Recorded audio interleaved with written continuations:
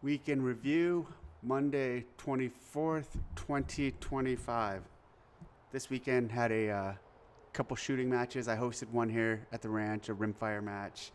And so rimfire 22 precision, 22 long rifle. We shoot out to 300 yards. A lot of fun, good course. Good group of people. Bunch of people came out, 25, 30. Maybe not 30, 25, I think.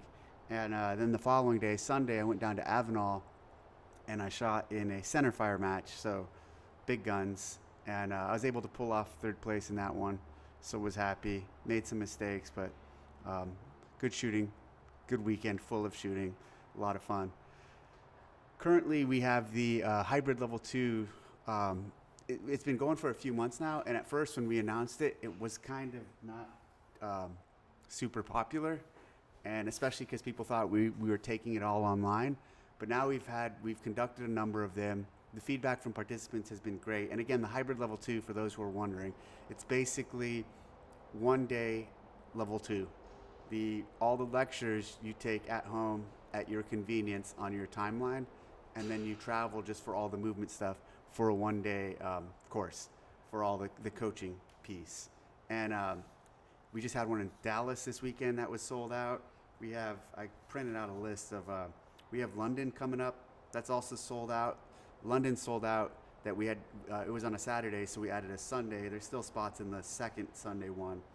We have a San Diego course coming up in early July. That's almost full. We have a Brooklyn course. So there's a bunch of courses open.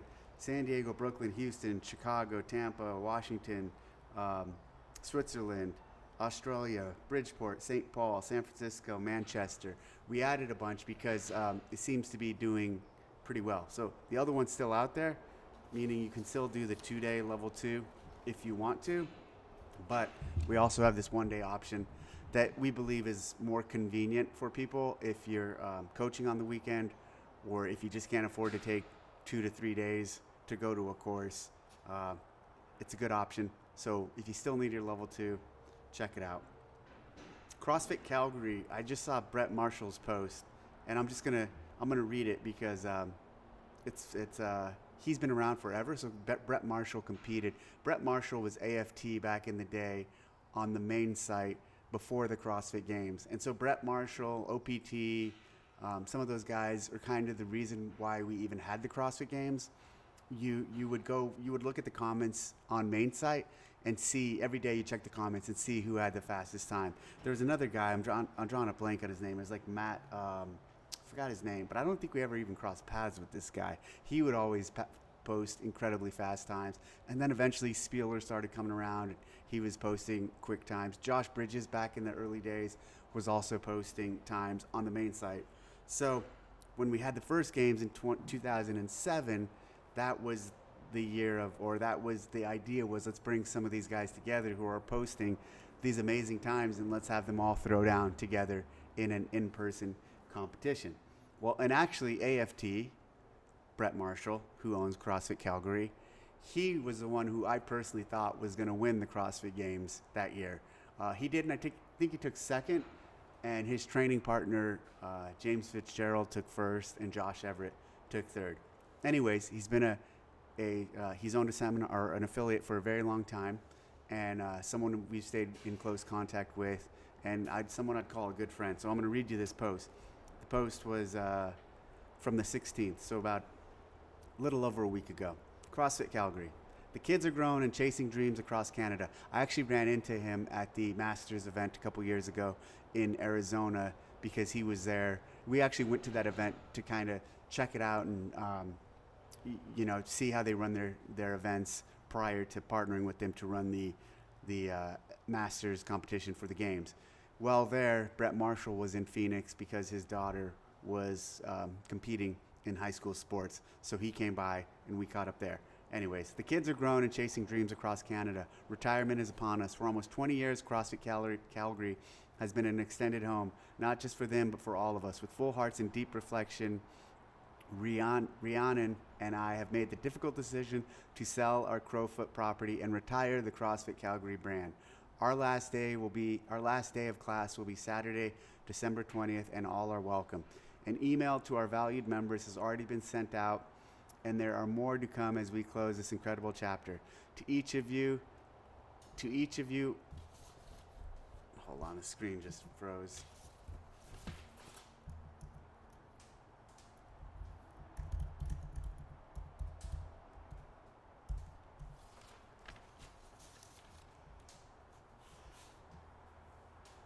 To each of you, I express our deepest gratitude and love for the time that we have spent together, for the relationships and experiences we have shared, and for the support you have provided. I could not exit this stage of our lives without giving thanks to my mentor and friend, our founder, Greg Glassman. Through his innovation and relentless pursuit of virtuosity, my world and the world of so many have been permanently changed. I also cannot move forward without thanks to the many incredible, capable CrossFitters and coaches that I've met along the way. Notably, I want to thank Dave Castro, Bosman, and Nicole Carroll, who ensure that this vital body of work continues to positively influence this and future generations to come. Finally, and not least, my deepest appreciation to our beloved CrossFit Calgary coaches. The time we shared, the dedication you bestowed, and the relationships we cultivated will forever be cherished. Thank you. While I know that this will come as a surprise to many, I want to share this. Change is necessary for growth. 2 things that my dad taught me. Anything worth doing is worth doing to the best of your ability, and always leave things better than when you came. I believe we have accomplished this. We are better because of our experience at CrossFit Calgary. We lived our values, believe in people, cultivate knowledge, foster community, compete to be better, and through these choices we have lifted ourselves and one another.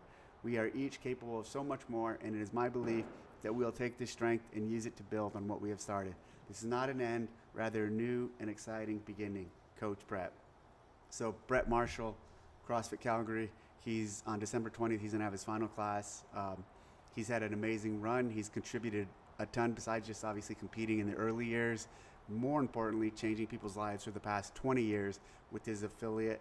And so much respect to Brett Marshall and everything he's done there. And I hope there's someone else in that community or in that area who can carry the flame, maybe not as CrossFit Calgary, but as a new affiliate who can carry on the message and what he's created there and do great things for that community.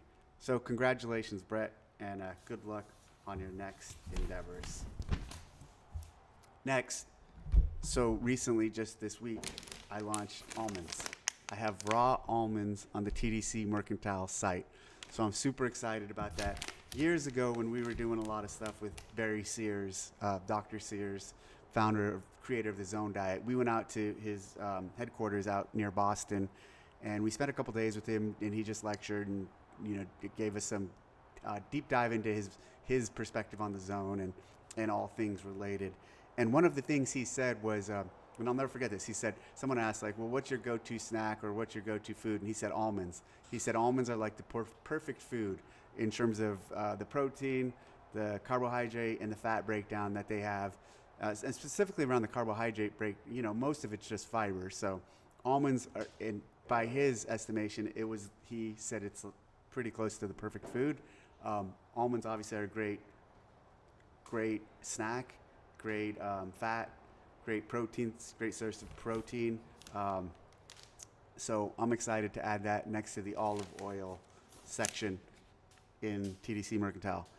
The almonds are sourced locally, so there's a good friend who works with us at CrossFit, and her husband he has an almond farm in the Central Valley. It's about an hour and a half away, and he grows and he cultivates and picks the almonds and packages it. And so he has an almond business and decided to try to put almonds on there. And again, all of this it's just kind of, it's a fun effort. It's cool. I enjoy selling the olive oil. I enjoy that people like it. And then the other little things that I put on the website. But now I'm pretty excited about adding almonds to the collection. Okay, tdcmercantile.com. Let's jump into the comments.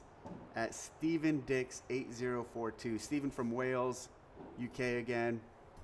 Hotel and flights booked for the 2026 CrossFit Games. Do you know when the tickets will be going on sale? So tickets for the affiliate event, the conference, they're on sale already. Tickets for the fans, that'll still be probably early next year. Brilliant video of you and Hiller in South Korea. He does fantastic videos, to be fair. His 500-meter time on the rower was definitely impressive. Quick question, what do you think is the best male CrossFit? Hold on, quick question. What do you think is the best male CrossFit athlete never to podium? So Hiller's time, in the video that I posted, I ended up saying it was like a 127, but I think it was actually like a 123. So I misstated it. I looked at the wrong time on that. Yeah, his time was really impressive. The best male athlete never to podium. The first name that came to mind was Scott Panchik. For a number of years, I think he was probably right there on the verge, but never able to pull it off. Other than that, I don't have any good. Let me think. Who else? Never to podium. Okay, so never to podium. That changes it altogether. I think Scott did podium. If he didn't podium, it's him. If you're talking about never to podium, that's a bigger list of people. I was thinking in terms of never to win. Maybe some people can comment on who are the best athletes never to podium in the comment section. At Rock and Tape, Dave, I'm super stoked to see the games in San Jose, my hometown. I thought it'd be a few years before I get to attend. I'm so there for next year. At Wes Piatt 2013. So Wes Piatt owns a local affiliate here in Morgan Hill, Gilroy actually, and he's on seminar staff. He's been around for a very long time. Competitor. He has a lot of cool programs. Former competitor that he runs at his gym. Really good community. We have a ton. So last week I talked about, someone asked about Pilates, and I said I didn't know a lot of gyms who do Pilates, or I hadn't seen a lot of people using Pilates and CrossFit. So he commented, we have a ton of people who do Pilates as a supplement. We are looking to partner with one at our next location in a couple of years. It's a great compliment. Okay, so he's getting a new location. I didn't know that. That's cool. So maybe I'll talk to Wes soon. I'll get him on my affiliate interviews. I still am doing the affiliate interviews with Nicole Christensen, and we can talk about the Pilates as a supplement and what he sees from that and how he sees value in it. Thanks for the comment, Wes. At Andre Rosenbaum 4037. Spencer Hendel is like 6'7" or 6'2". I'm 5'6". His and yours too, sir. No, I'm only 6. 24-inch Chad is my 20-inch Chad. So last week I talked about all the different variants that Spencer Hendel did on Chad, and I said one of them was RX at 24 inches. That would be brutal. I think 24 inches, I feel like 20 inches for me is really tall. I think 24 inches would be incredibly challenging. Okay, that's the week in review. Thanks for watching. If you have any questions, put them in the comment section. Thanks. Bye.